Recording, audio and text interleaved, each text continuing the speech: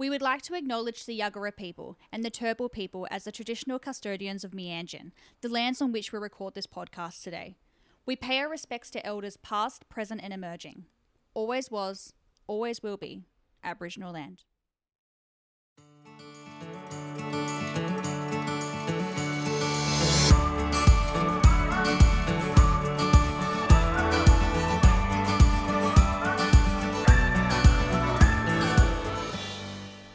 Hello and welcome to another episode of For the Health of It podcast, a podcast made for healthcare professionals by a nurse on the inside. So my name is Jess Tully and I am the brand ambassador of Healthcare Australia, but also a registered nurse of over 10 years. So this episode is super exciting. If you have ever thought of doing humanitarian work, some kind of charity work, this is the podcast for you. It is definitely something that I have been thinking about over the years, but I think when you Google, like charity work nursing or, volunteer work nursing, you get absolutely bombarded with so many websites. And you want to make sure that, what you're doing and what you're giving back is to the right company and to the right organization. So Mercy Ships is obviously a very, very well-known company. And I thought this would be such a good episode to, interview people who have done Mercy Ships and had their own experiences. So I have interviewed two different people today, and they both have unique experiences with Mercy Ship and the reasons why they do it. So first up, we've got Jono. Jono I met at a Krana conference just recently this year. And, he is a full-time worker. He is a father. He is a husband. He has quite a busy life, but he likes to dedicate, once a year to Mercy Ships and go over and, give back and kind of make a difference, in those communities over in Africa with Mercy Ships. And it's incredible. He's so passionate. And then we've also got Abby, and Abby has done so many. She's going on her 8th trip. She is a single gal who can actually go for quite lengthy periods of time, 4-month contracts, for example, and really give back to those communities and give a big chunk of not only her time, but just, her career and her professional life as well. So we've got two different views, which I think is really interesting. So first up in the podcast will be Jono, and then we're going to transition over to Abby to talk about her experience as well. So if you want information as well, just head on to Mercy Ships, their website. It's just, such a unique experience, I think. And it obviously takes a lot of time and organization and a bit of financial pressure as well on yourself, but there is fundraising opportunities, which we talk about in the episode. So enjoy and make sure to give us a review if you like the episode. Bye, guys. All right, everybody, I have the absolute legend of a man named Jono. Now, I met Jono a few weeks ago actually at the Krana conference, and straight away, this guy had so much passion, and not only about nursing, but about his time and dedication to Mercy Ships. So I thought this guy absolutely needs to come on the podcast on For the Health of It, and he is the perfect one to talk to about, the whole venture of getting into Mercy Ships. It's something that I've always been curious about in my 10 years of nursing, but this is the guy who's going to answer all our questions, and I'm so excited. So a huge welcome on For the Health of It podcast to Jono. Say hi. Hello. Thank you. Thanks for having me. Oh, and absolutely stoked. Yeah, it was a real pleasure to meet you the other week and to have a dance. We did. We hit the deep floor. We had a lot of fun. We did. We just wiped that floor clean, I believe. Oh, we absolutely did. And it was so great because we got to chat heaps about Mercy Ships, and that's why at the end of the night, before we left the conference, I was like, Jono, you need to come on the podcast. We need to talk about it. So I'm so glad we've made it work. You're a busy man, but thank you so much. I would love to dive in a little bit, because you're so passionate about nursing as well. Give me a rundown on your nursing career and kind of how you were exposed and kind of went down the path of doing heaps of Mercy Ship work as well. Take it away, Jono. A friend of mine back in 2017, a friend of mine and I were out having lunch, and we were both talking about, what we'd like to do. And he was like, I've always thought about the hospital ship, and I'm like, me too. And of course, one thing led to another. We made some inquiries, did some searching, and went through the motions of applying. And in 2018, we both served for the first time in Cameroon.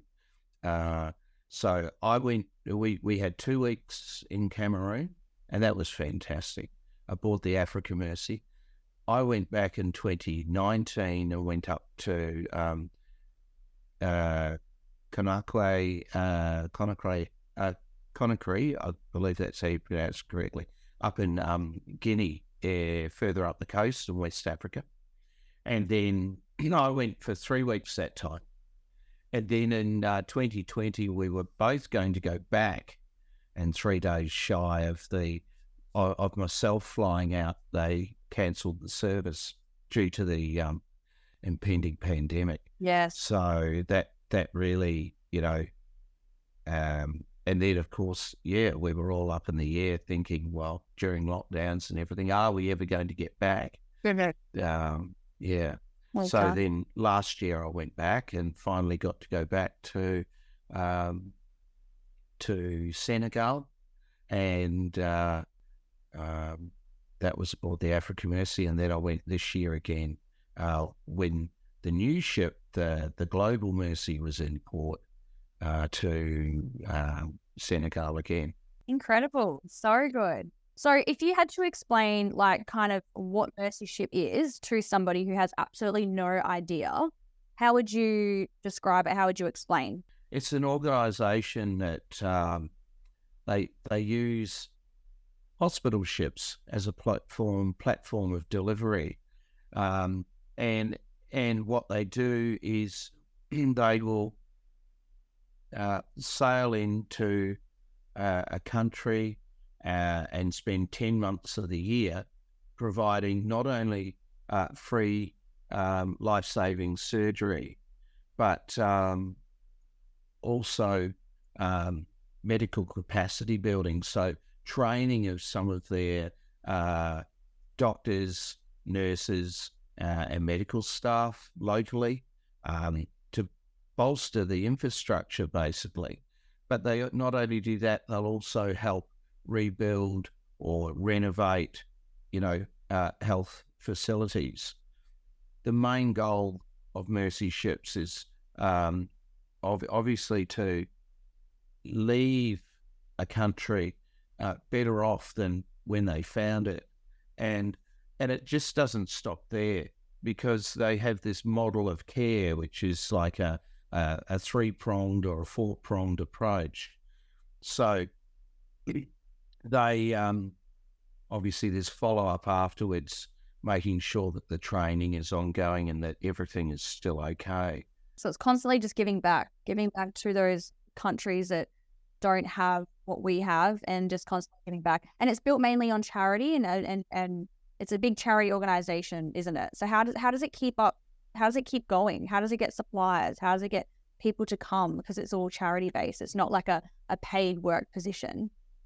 No. So, okay. So they philanthropy and obviously companies, and governments, contributing financially, but then they'll have, companies donating time and parts and other things in the upkeep. Yeah. And obviously with volunteers, well, now they have the 2 ships. The 2 ships are there. So they have the Global Mercy and the Africa Mercy. And of course we get volunteers. Well, the Africa Mercy needs about 1,100 volunteers or 1,200 volunteers a year. Yep. They have about 450 on board at any one time. And now those volunteers can be from anything from deckhands, doctors, nurses, cooks, cleaners, captain of the ship, administration, there's everything. So when the Global Mercy came on board, they need double the number. I need to get the message out there that they're needing people. I guess they are. Let's run through the onboarding process then. So if someone's interested and they think, wow, this seems like an amazing opportunity to give back, and they've got some time up their sleeve, what's the actual onboarding process? Okay, so normally you go online to mercyships.com. That's one way. Mhm. And Melissa Mason is our HR administration contact up there, and she would only be too happy to hear from anybody. There are a couple of others in the office that would also be able to help with any questions or the process. You're still uploading a CV. Yeah. I'm guessing you still have reference checks. How much reference experience checks. do you need before applying for something like this? Well, if I'm correct, the theatre, for example, they like you to have minimum 2 years experience in your, in the specialties. They have a certain, obviously there are certain procedures and that they do. But yeah, 2 years experience. Postgrad would be good, but I think, if you don't have that, but you've got more years of experience, I think that sort of, is negotiable the other way. But So certainly, and not only that, obviously you'll go through a medical, like anything, a medical, vaccinations. There are a lot of vaccinations that are required. If the ship is, say, on board somewhere in Africa, your role is to get to the ship. So you can either fundraise, you can either choose to go in a fundraising path, or you can pay yourself and actually go there. Yes. I was chatting to Abby as well, and she was mentioning that usually you do have like a fee that you pay to be on board the ship to help with, like, cleaning and your food and just the upkeep of the ship. So you pay for that as well as the flights, but then you're giving your time as, say, a registered nurse or a doctor or a cleaner or whatever. You're giving your time and you do a normal full-time roster. We all work hard. Yeah. Some days can be, a little shorter than others. Others can be a little longer. Okay. And like with any job here in Australia or wherever in the world, there's an expectation that you'll partake with some on-call, but that is only in case they need to bring a patient back to theatre. Yeah. Or there's an emergency. It's not like a routine thing. So run me through a day of you being on the ship. All right. So you've rocked up. You're in Africa. You get on the Mercy ship. Yeah. I'm guessing the community on the ship would be pretty extraordinary, because that's why everyone's chosen to be there and give their. Yeah. So I'm guessing the people you meet are pretty amazing.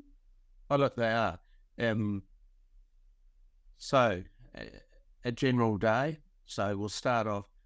Monday morning is the best.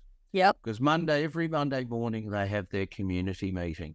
Everybody attends the community meeting, and usually you'll have like the ship captain get up and give a bit of a spiel and some housekeeping.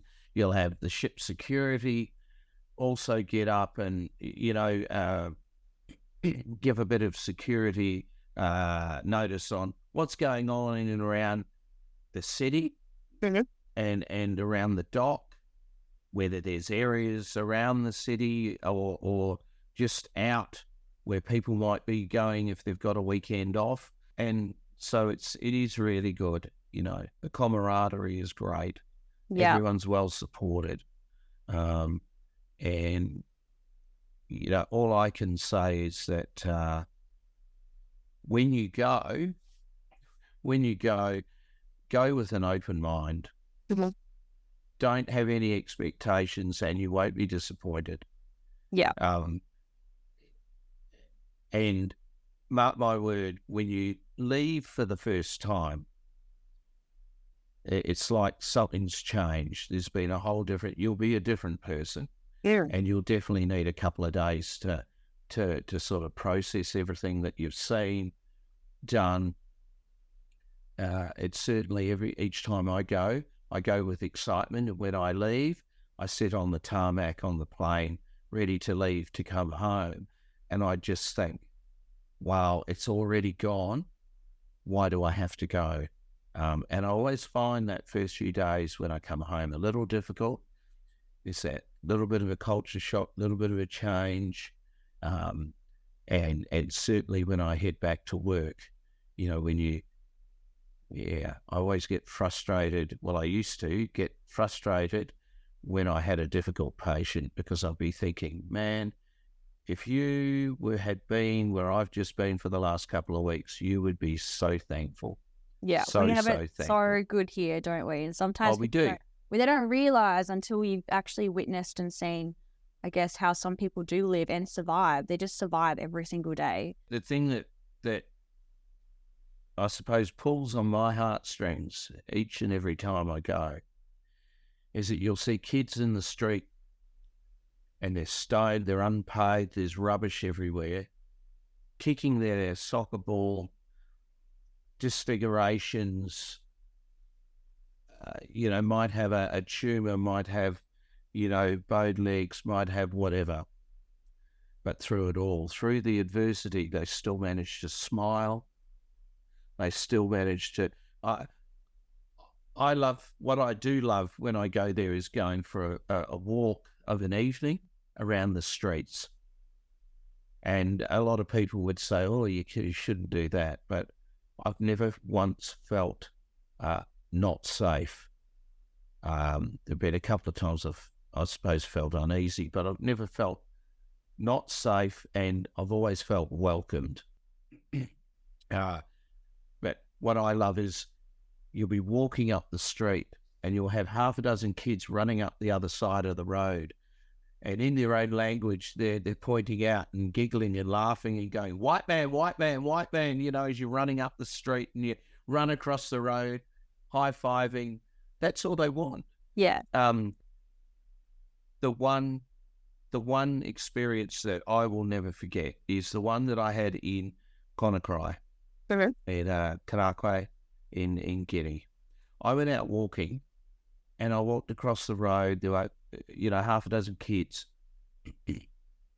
There was the women were cooking on the side. They had their houses there, but they were cooking. They had their fires going, and a couple of them were cleaning. The men were playing cards on the table.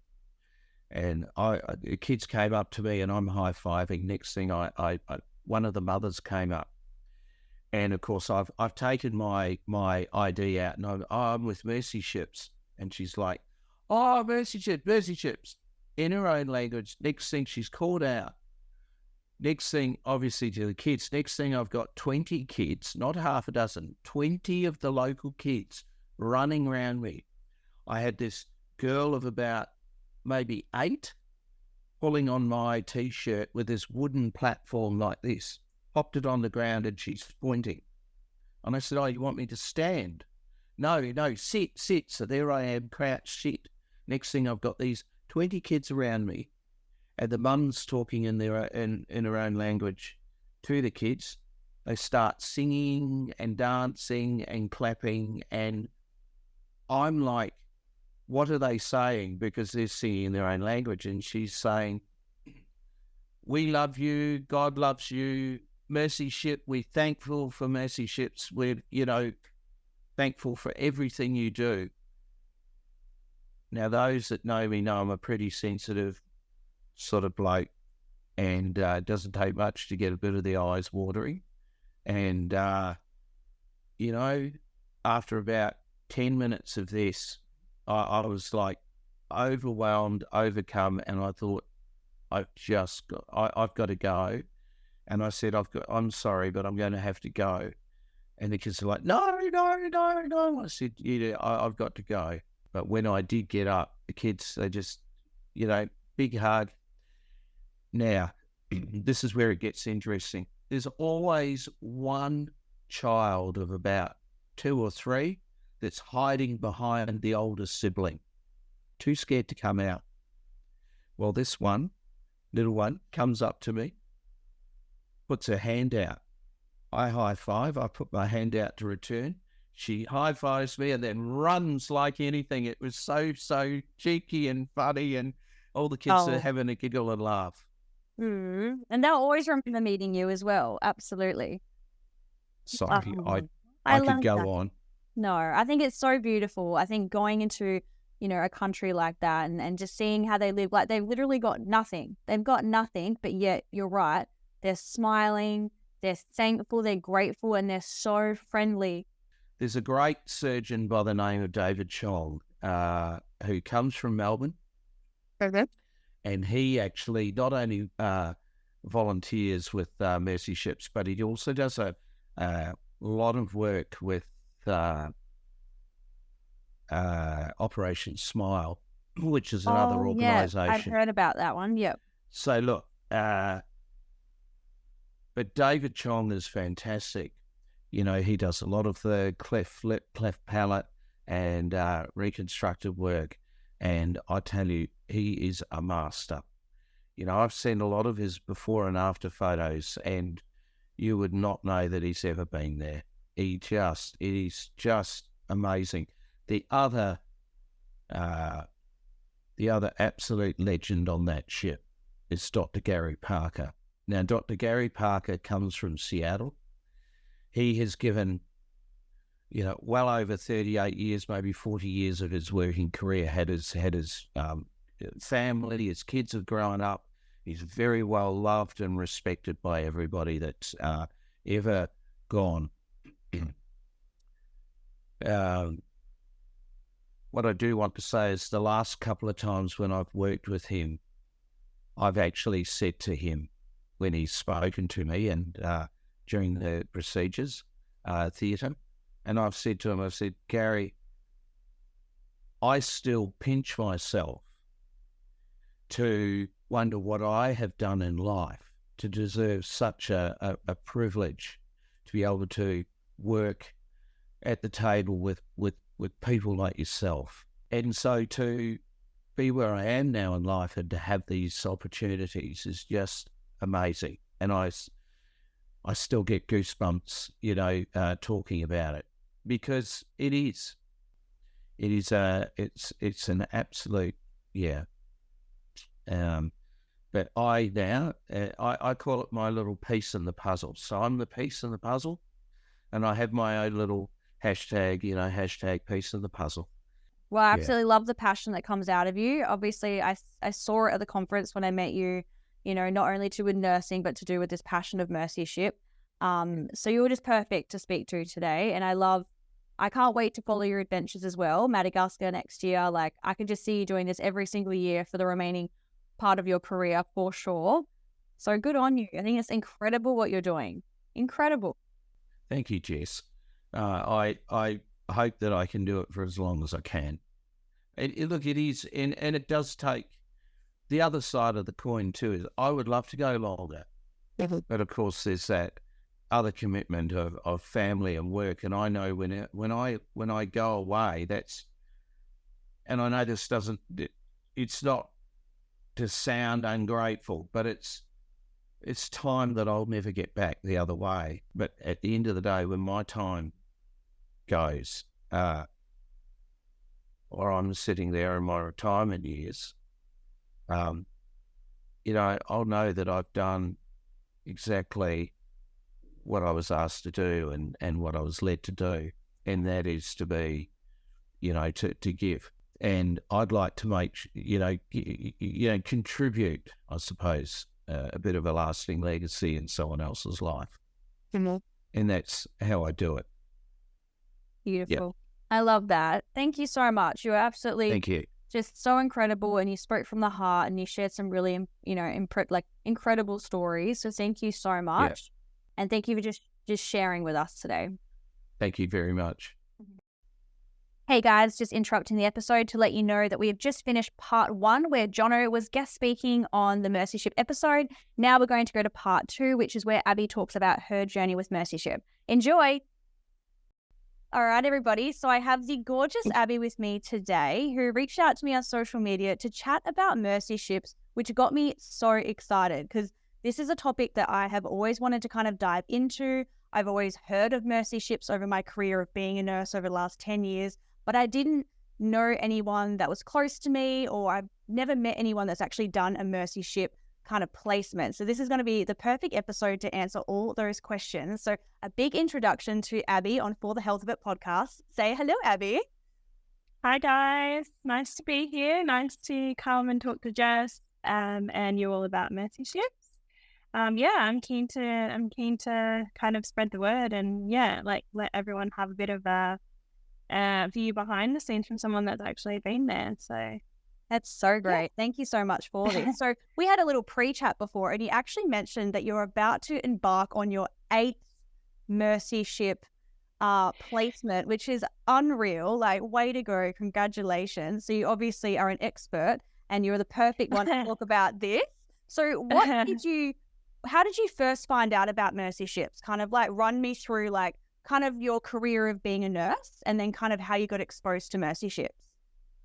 Yeah, well, I actually got heard about Mercy Ships even like long before I was even a nurse. So I actually heard about mentorships when I was a teenager. I went to like youth group, and one of my youth group leaders went to sort of do some mission work with an organization called Youth with a Mission.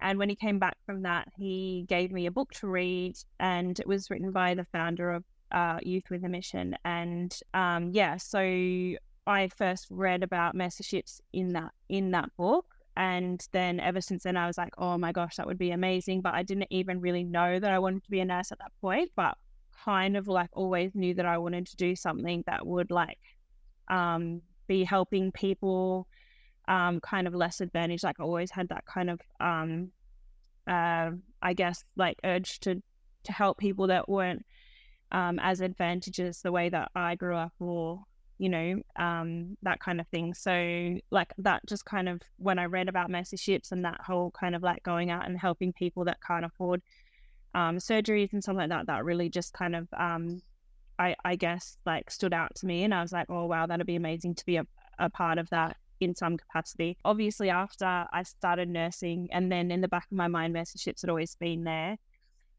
So then it was just a matter of I'd looked into it, and I knew the ship had certain you have to have like 2 years experience in your specialty before you can apply for Mercy Ships. So whether you're a ward nurse or like you specialize like in, say for OR example, operating theatre, or like ED, whatever specialty you apply for a job in Mercy Ships, you have to have 2 years experience in that. Mercy Ships is a surgical ship, so that's like brilliant.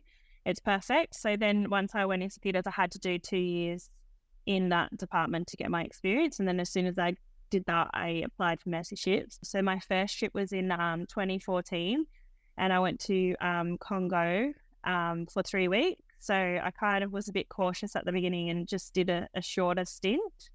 In the ship, different departments have different time lengths of like minimum time commitments.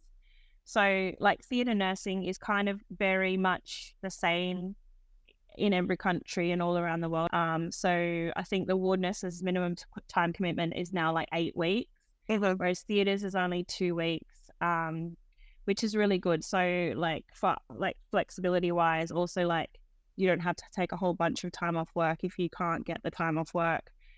You can use your annual leave, so you're still getting your pay, that kind of thing, because it's volunteer work, obviously. So that first trip was like, yeah, I was like, yeah, this is cool. I'm gonna try and keep coming here as much as I can. So, that 2014 was my first trip, and then I went 2015 again. I went 6 weeks a second time to Madagascar. Loved that so much that I ended up signing up for like 4 months, I think, to Mada too, because we went to Madagascar twice. Usually the ship would be based in West African countries because they are the kind of poorer nations that really need it, and they invite us to come.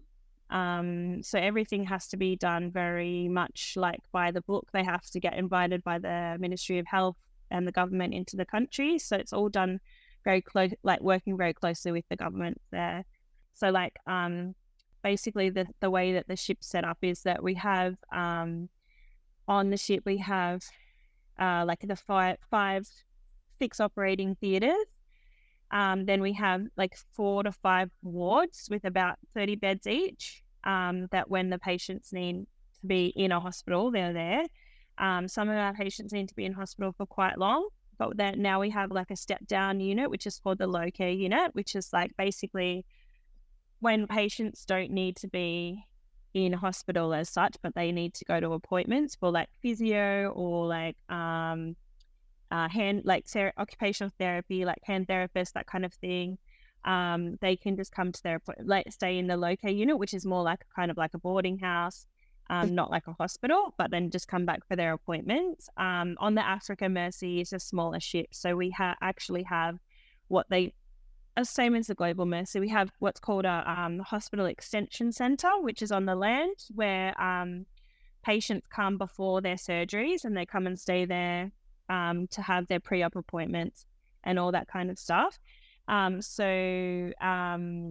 And that's not staffed by medical staff. That's just staffed by like facilitators for the Hope Centre that they're not necessarily medically trained, because by that point where they're there, they don't need acute care. They just need to come back to the ship for their appointments and stuff like that. So, so there's, as well as a lot of need for hospital trained staff. There's also need for untrained, like not medically trained staff as well, volunteers, as well as the hospital side of things. On the ship, you've also got like what it needs to run a ship.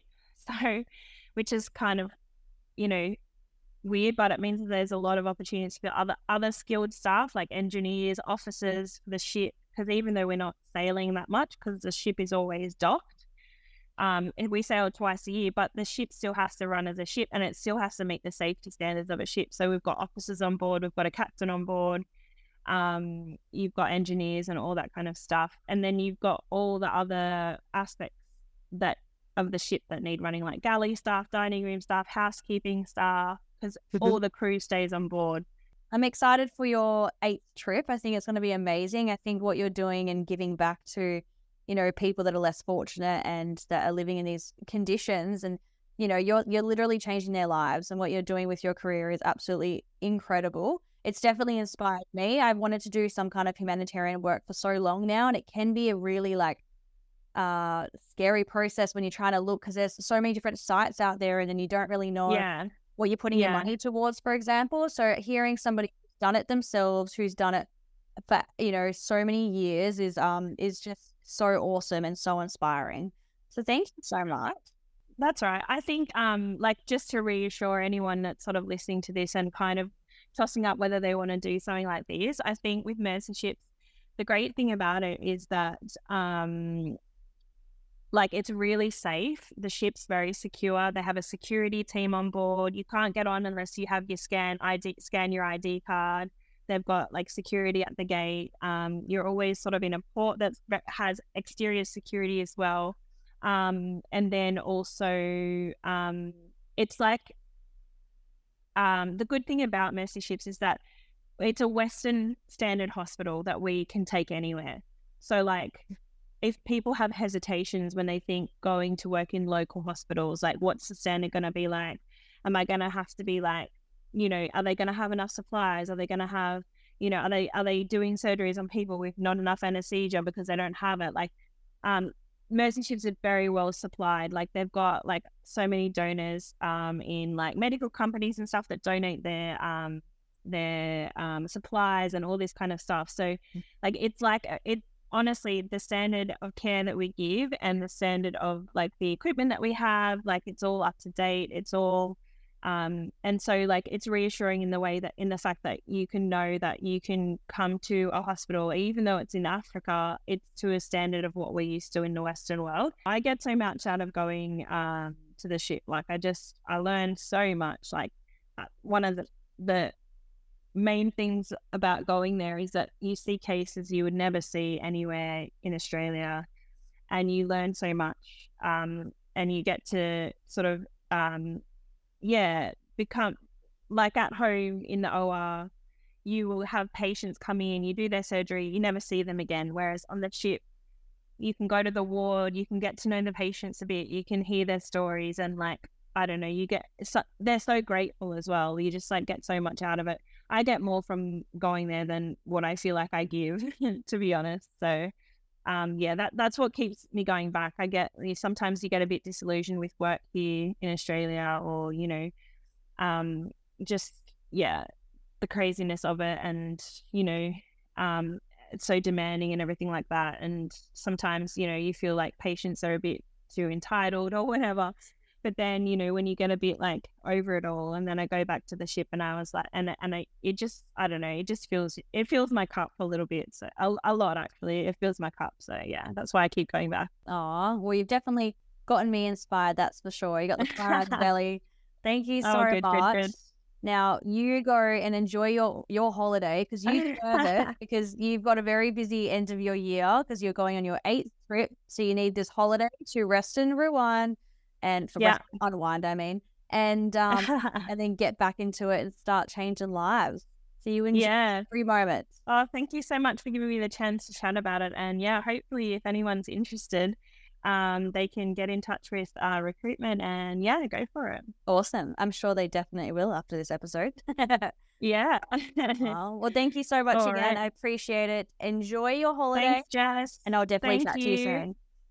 Okay, cool. Bye. Right. Bye, guys.